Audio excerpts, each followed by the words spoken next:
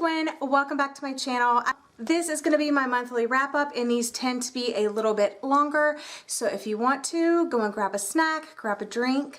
I read 10 books this month, so I do have a lot to talk about. So let's go ahead and jump right in. I did read a variety of things, books on my new Kindle that I have talked about. So I read a couple of ebooks, I read some graphic novels, I read a little short book, and I read some novels. So the first thing that I read this month is Leave Me by Gail Forman. This book I got from NetGalley, so thank you NetGalley and thank you to the publishers. This book is scheduled to come out in September of this year, so September 2016, and this is Gail Forman's adult debut, if I am not mistaken. I didn't really love this one. An adult fiction contemporary story about a woman that's kind of like that perfect mom. She has twins that are 4 years old, and of course she's married, and she tries to do too much. She has a job, and she's, you know, juggling dinner and errands and just kind of being the all-around like perfect mom. She ends up having a heart attack, and because of that she has double bypass surgery as well. After all of that happens and she goes home, she's assuming that everybody's going to take it a little easier on her, reduce some of her stress. I know her mom comes into town and her husband for a couple of days. They kind of, you know, take it easy, but then right after that, they want her to jump right back into being super mom, and she's not ready for that. So what does she do? She runs away. She completely runs away from her husband and her twins, and she kind of creates this new life for herself. And the story's really about like, how do you balance your responsibilities and taking care of yourself and family and loving yourself as much as you hope to love somebody else. I gave this one 3 stars. It wasn't as strong as some of her YA stuff was for me. I'm not sure exactly what it was that I wasn't connecting to. Like maybe it was just kind of a bland story. I felt like I was just kind of reading a daily life thing, so it wasn't necessarily for me, but I did enjoy it. The next book I got, I also read on my Kindle, and I got it from NetGalley and the publishers, and that is Keep Me Posted by Lisa Beasley, and I gave this one 3 stars as well. I really did enjoy the story. It's an adult fiction story about 2 sisters living around the world from each other. Cassie lives in Manhattan, and her sister Sid lives in Singapore. They live 2 very different lives, and these sisters couldn't be more different from each other. Cassie is very like on the go. She has young ones, and so she's always on the go with them. You know, she's got that city life vibe going. She's totally into social media, always attached to her phone, on email. She has a blog, like just craziness. Her sister Sid, on the other hand, she has one son that is a little bit older, and she does have one younger daughter. But she's more zen-like. She's into yoga and meditation and just, you know, enjoying life. And she's not really on social media or anything like that. So at the very beginning, it's like Christmas time, and they decide that for the next year, instead of like depending on social media to keep them updated with each other's lives, they decide to write letters to each other. So for the following year, they write letters back and forth to each other, talking about, you know, their kids, their husbands, their lives, what they're dabbling in, and they really start revealing, you know, it becomes like a journal to them. You know, they're able to really sink their teeth into it and really write letters to their sister, like the person that's supposed to be there through it all. And something funny ends up happening. These letters that they're published, like, you know, when they're revealing these deep dark secrets, get published online. And then it's the whole like thing of like, how did this happen? And they become like the slow news sisters, and it's like this big thing, but it kind of brings them closer together, and I really liked that aspect of it. These 2 sisters are absolutely some of my favorite sisters that I've read in literature. So even though I didn't love the story, I definitely love those 2 characters, and I hope you'll give it a shot. It did get released on April 5th of this month, so I really did enjoy that. Thanks again to NetGalley for letting me read it. We're going to go ahead and jump into some novels that I read. The first one being The Dream Thieves by Maggie Stiefvater. This is the second book in the Raven Cycle series, and I didn't really love this one as much as I loved The Raven Boys. I'm not sure exactly what it was. I think in the first one, it really, since we were getting to know the characters, it didn't really concentrate on any one character. It just talked about all of the characters, and it was really set in the mood of Henrietta and kind of like the mission to find this, you know, Welsh Welsh King and just the intricacies of the family dynamics, and it really set a mood. It really delved into the characters. Blue and Gansey were immediately some of my favorite characters of the Raven Boys, and of course Blue being one of the Raven boys, honorary Raven Boy, I say. The psychic aspect of it, everything about it just set the mood. The characters were awesome. And in this one, it follows Ronan's story, Ronan Lynch. He's one of the Raven Boys, and it kind of tells his backstory. I read in a recent article online that when Maggie Stiefvater started writing this series, it actually started with this one. This was kind of like the start of this story, and she knew she needed more before it, so the Raven Boys was born. But I did like Ronan's story. I just don't think that I like how it was told, and it took the focus off of so many of the other characters, and yeah, I didn't enjoy this one as much, but it's definitely necessary to continue in the series, so I'm definitely glad that I read it. It had some interesting bits, but it wasn't one of my favorites. I rated this one 3 stars as well. Luckily for me, the next book that I picked up was Blue Lily, Lily Blue, and I absolutely loved this one, you guys. I'm gonna rate it a 4.5 to a 5-star rating. Again, this is the 3rd book in the Raven Cycle series, and I really enjoyed this one. This one really pulled at your emotions. A lot of things happened in this. I really liked that it kind of returned focus to all of the characters, specifically Blue and Gansey, since they are some of my favorite. They make more headway on Cabeswater and the Welsh King, and new characters are introduced just like in the Dream Thieves. So I like how these new characters are added into these stories in such a fantastic way that you just feel that they've been there since the beginning. Again, can't really say too much about the plot because it is the 3rd book in the series, but absolutely loved this one. So excited to start the Raven King soon. I continued my successful reading by reading The Sister by Lois Jensen. I also got this on NetGalley, so thank you to NetGalley and the publisher. This story is about it really hooked me right from the beginning, but this is an adult fiction novel following Grace and she's kind of haunted by her best friend Charlie. Like, her best friend Charlie died, and we really don't know at the beginning like too much about exactly what happened. When they were younger, they created this memory box, and then Grace kind of remembers it, so she goes and she digs up this memory box, and she's put on this quest to find Charlie's father, because Charlie grew up never knowing who her father was. Really, this is kind of like a thriller-esque, I would say a light thriller, psychological thriller. Like, it's light on the psychological thriller, but it's definitely there. It definitely keeps you hooked throughout the whole story. I absolutely loved it. This isn't the story about you trying to find out who the bad guy is. I mean, I think it's fairly obvious who the bad guy is, but the characters in the story are completely oblivious, and you want to scream at them and say, hello, wake up. Hello! I think this was Lois Jensen's debut novel, if I'm not mistaken. But this one comes out this summer, July 2016, and I think this one is only available on Kindle, and it's going to be like 99 cents this summer. So definitely pick it up. I really enjoyed it, and the writing was fantastic and fast-paced. Next book that I read was Cruel Beautiful World, and I read this for Dewey's 24-hour readathon, and I really enjoyed this one. It's another title that I got from NetGalley and the publisher, so thank you so much. This one is scheduled to come out in October of 2016, and I really like the cover. The cover kind of sets the tone. It has this like vintagey cover, and the story is set in the late 1960s, like 1969 to the early 1970s. The story is about 2 sisters. One's kind of like you can imagine that time period. So it has that time period. It talks about the fashion and the war and the Manson girls and Charles Manson, and I don't know, it just really it has like another atmospheric like vibe to it, and that's one thing I definitely loved about it.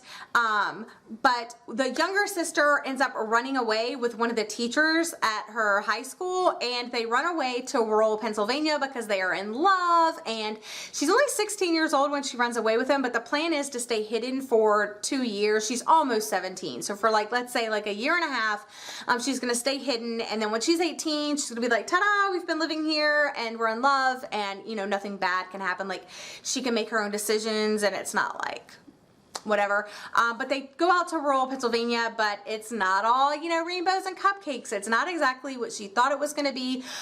He does get a new teaching job, and she ends up just kind of staying around the house. The teacher ends up being a little bit more controlling than she thought it was going to be. She thought it was going to be like this free hippie vibe, like type cool thing, but she's isolated. She doesn't have a car. She doesn't have her GED. All she can do is hang around the house, but she ends up getting a job at this farm stand unbeknownst to her husband or boyfriend or creepy guy. But yeah, it's a very interesting story. There's a lot of layers. I really like it. I gave this one 5 stars. Highly recommend it. It's not a perfect ending, and I think that's what makes it so powerful. So definitely check it out. Next up in the Dewey's 24-hour readathon, I've tried to pick up Wreckin Order, and I only got very early on. I realized I wasn't going to enjoy this story. I marked it. I only got to page 9, and I just couldn't read it anymore. This one is by Hannah Tennant Moore. This is a literary fiction novel about basically a woman whose father inherits some money, or, you know, she inherits some money from her father, and she can kind of do her own thing. I don't know exactly what it was about it. I wasn't liking the writing style. I wasn't liking the word choices that were being used.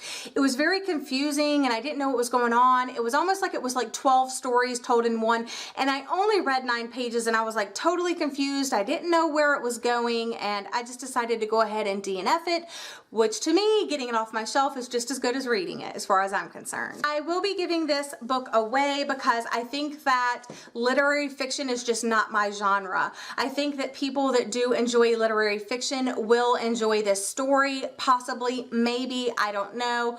But I am giving this copy away. I will have the Rafflecopter link linked in the description box. Still during Dewey's 24-hour readathon, I picked up Scarlett Epstein Hates It Here by Anna Breslin, and I got this on my uppercase subscription box this month, and I actually didn't enjoy it. This is another DNF for me. I read to page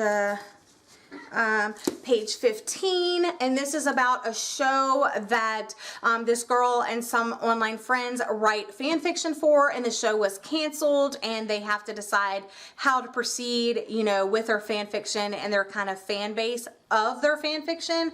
And it just seemed very, very young adult, like almost middle grade to me, and I didn't want to have to push through a story that I wasn't really gonna like be able to relate to in any way. I heard this is like a super funny book. It has feminist aspects in it, but it wasn't for me. I do plan on doing a future giveaway for this book, so let me know if you're interested down in the comments below if I should give this book away or not. But I will go ahead and link the Goodreads page for this in the description box so you can read the synopsis.